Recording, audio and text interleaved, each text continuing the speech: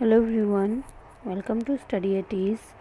आज हमारा chapter number 1 है क्लास 8 एनसीईआरटी पॉलिटी का the Indian constitution.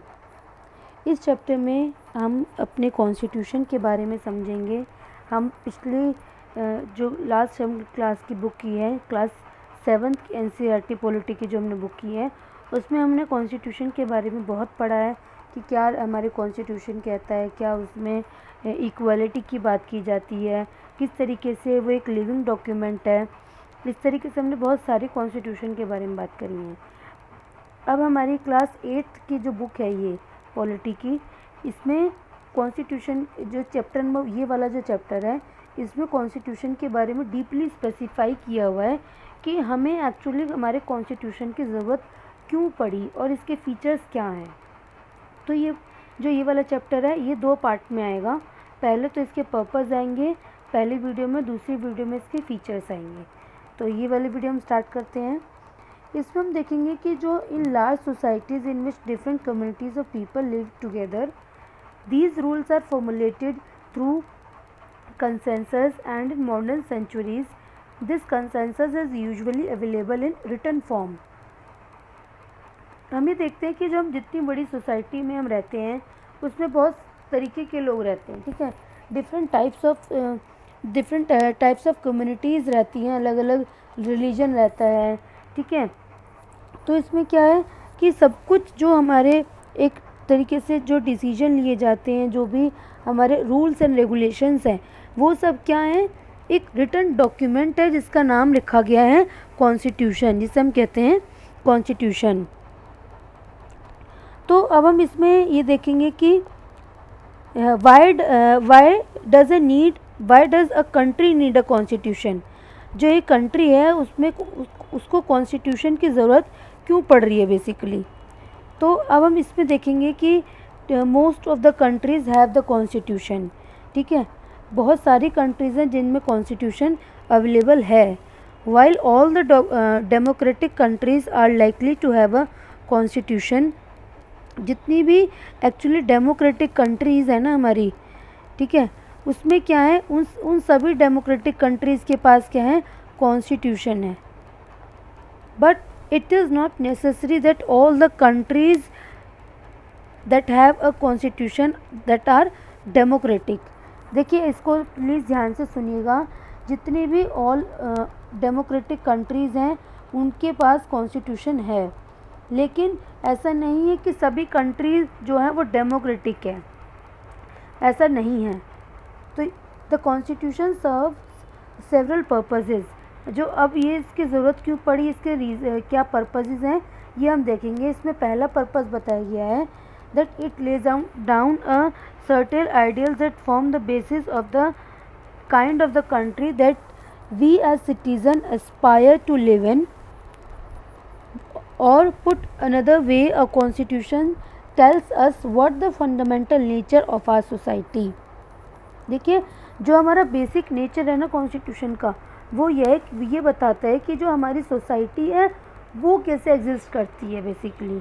A country is usually made up of different communities of people who share certain beliefs but may not necessarily agree on all the issues. देखिए, जैसे मैंने अभी आपको बताया कि हमारे यहाँ पे बहुत सारे अलग अलग कम्युनिटीज़ रहती हैं, ठीक है, अलग अलग रिलीजन के लोग रहते हैं, ठीक है। बहुत अपने आप में बहुत ज़्यादा डाइवर्स कंट्री है। तो इतनी बड़ी डाइवर्सिटी के साथ एक कंट्री का एग्जिस्ट होना और सबका एकजुट होकर रहना, तो कहीं ना कहीं इसके लिए एक पर्टिकुलर सेट ऑफ रूल्स तैयार किए जाते हैं, जिससे क्या होता है कि जो सभी लोग हैं वो एक पर्टिकुलर डिसीजन पे एग्री हो जाएं। देखिए, फॉर एग्जांपल एक छोटा सा एग्जांपल हम लेते हैं। जैसे एक घर में जॉइंट फैमिली है, ठीक है, दादा हैं, दादी हैं, चाचा चाची, मतलब जितने भी फैमिली मेम्बर हैं, सबका अपना एक अलग अलग पॉइंट ऑफ व्यू होता है, ठीक है।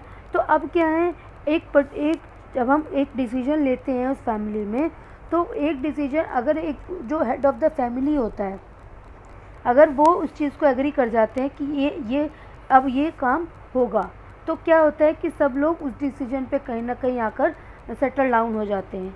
तो इसी तरीके से क्या है, अब हमारी कंट्री में भी अलग अलग तरीके के फैमिली मेम्बर रहते हैं। जो हमारा हेड, जो हमारी इस कंट्री को हेड करता है वो हमारा कॉन्स्टिट्यूशन हेड करता है। जो हमारे कॉन्स्टिट्यूशन में लिखा है, all the person in a country can agree upon as the basis of the way in which they want the country to be governed. जैसे जैसे हम चाहते हैं कि हमारी कंट्री गवर्न हो, उसी तरीके से हम उसी डिसीजन पे आके एग्री होते हैं।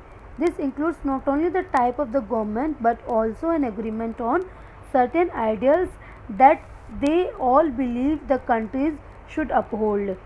इसमें ये नहीं है कि हम कौन सा डिसीजन लें, बल्कि इसमें ये भी मेंशन है कि हमें किस तरीके की गवर्नमेंट चाहिए। Let us understand and what we mean two contrasting situation in the recent history of Nepal, a country that borders India on the north. इसमें एक बहुत अच्छा हमने इसमें नेपाल के बारे में बताया गया है कि जो until recently Nepal was a monarchy। जो तो अभी तो मोनार्की नहीं है नेपाल में, लेकिन कुछ टाइम पहले नेपाल में क्या थी, मोनार्की थी। मोनार्की मतलब कि जहाँ पे जो रूलर था वो किंग हुआ करता था, ठीक है। But the previous constitution of Nepal which had been adopted in 1990 reflected the fact that the final authority rested with the king. A people's movement in Nepal fought for several decades to establish democracy, and in 2006 they finally succeeded in putting an end to the power of the king.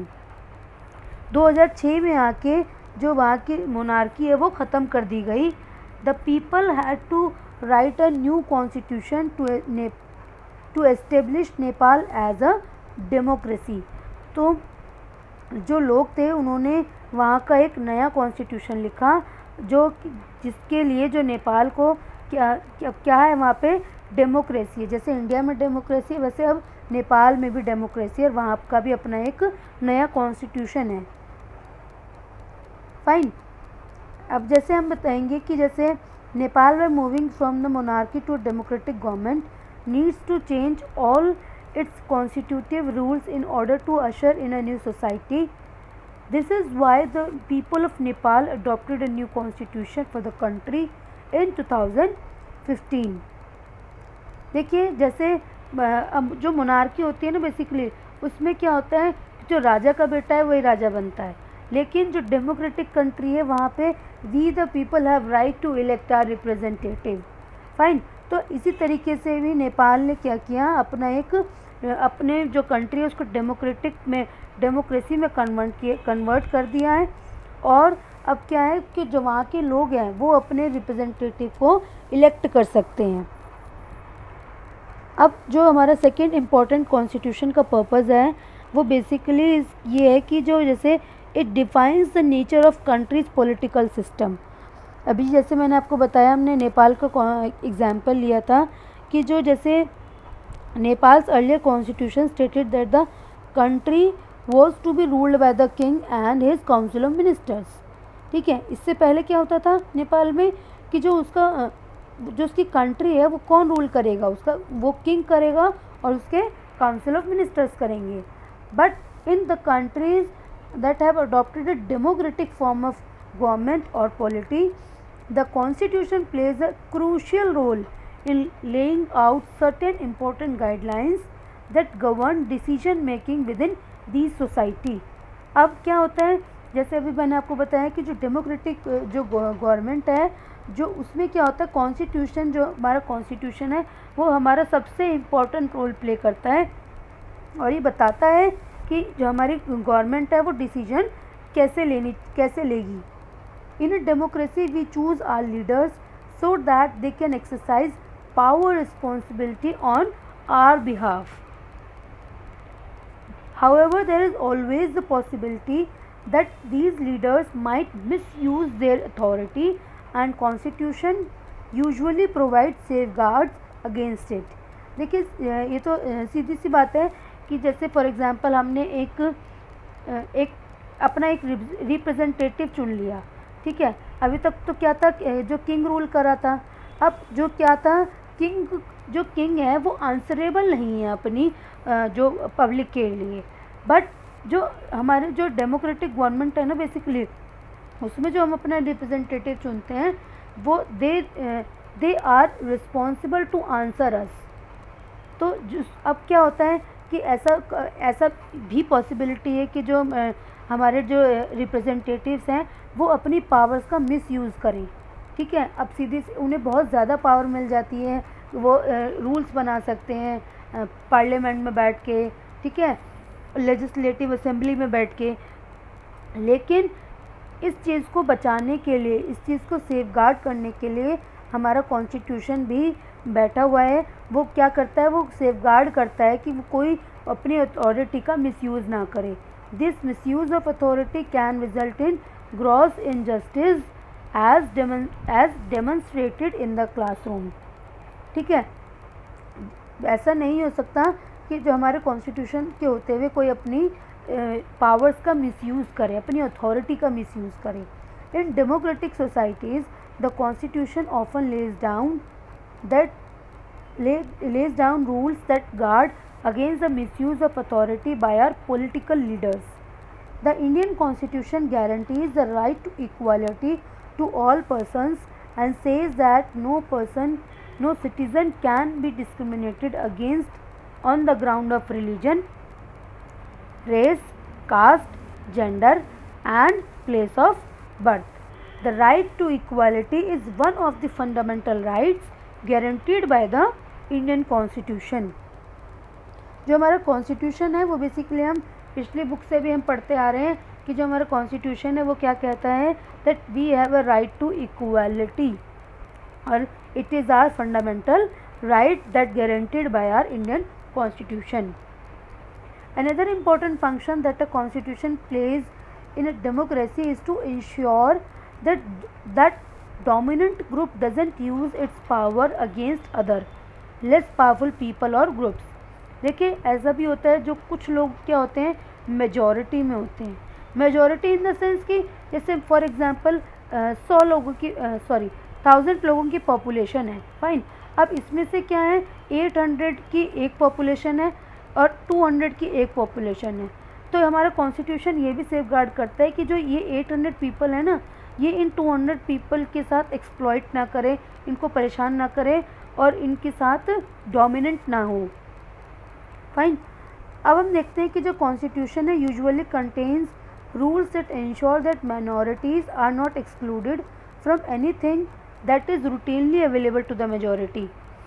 अब constitution ये भी कहता है कि जो minority में लोग हैं ना, जैसे ये मैंने आपको बताया ये जो 200 पीपल हैं, तो ये लोग क्या हैं, ये इन्हें अलग ना कर दिया जाए बेसिकली। जैसे जो जिस चीज़ का इस्तेमाल ये 800 लोग कर रहे हैं वही सेम चीज़ यूज़ कौन कर सकता है, ये 200 पीपल भी कर सकते हैं। तो इन्हें क्या है एक्सक्लूड ना कर दिया जाए सोसाइटी से। तो अब इसमें एक आता है एक और रीज़न आता है that why we have a constitution is to prevent the domination by the majority of a minority. This can refer to one community dominating other, that is inter-community domination. देखिए अब इसमें दो टर्म दी हुई हैं basically, inter community domination और intra community domination. Inter community domination तो जैसे अभी मैंने आपको ये बताया कि जो ये एक कम्युनिटी के लोग हैं, ये एक कम्युनिटी के लोग हैं, ठीक है। अगर ये कम्युनिटी इस कम्युनिटी को एक्सप्लॉइट कर रही है, ठीक है, इसको परेशान कर रही है, डोमिनेट कर रही है, इसको हम बोलेंगे inter community domination, fine.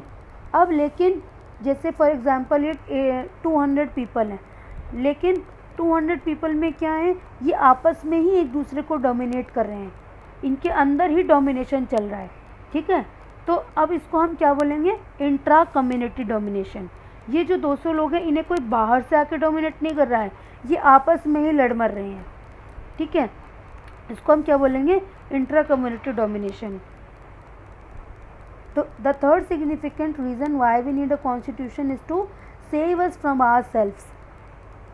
This may sound strange but what is mean by this that we might at times feel strongly that an issue that might go against our larger interest and the constitution helps us guard against this।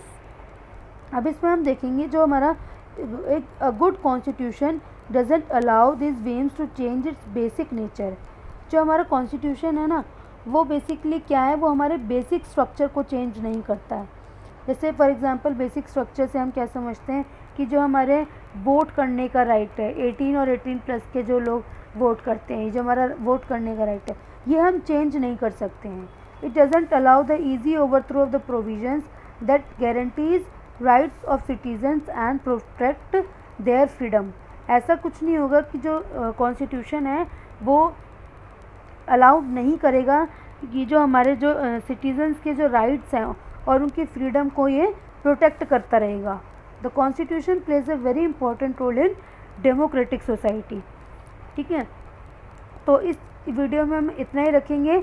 Next video में हम इसके features पढ़ेंगे, the key features of the Indian constitution.